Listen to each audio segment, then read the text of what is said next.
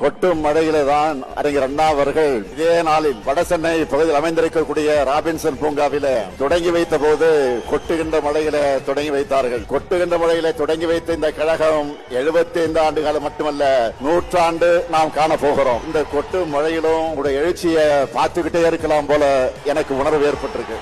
என்ன உணர்ச்சி, அடாடாடாடா, என்ன ஆர்வம்.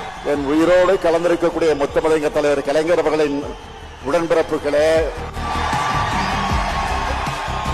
உங்களுக்கு என்னுடைய முதல் வணக்கம். முப்பெரும் விழா என்றால் பகுத்தறிவு புகழ்வன் தந்தை பெரியார் பிறந்த நாள், பேரறிஞர் பெருந்தகறிஞர் அண்ணா பிறந்த நாள், அறிவிக்கமாம் திராவிட முன்னேற்ற கழகம் உதயமான நாள் ஆகிய மூன்றையும் சேர்த்து இந்த திராவிட மாதத்துல முப்பெரும் விழாவை நாம் கொண்டாடுகிறோம். இந்த விழாவில் நாம் கடந்து வந்த பாதையை திரும்பி பார்த்து அதில் உள்ள மேடு பள்ளங்களை திருத்திக்கவும், நாம் அடுத்து செல்லவுள்ள பாதையை வெற்றி பாதையாக செப்பனிடவும் ஓரிடத்தில் ஒன்று கூடியிருக்கிறோம்.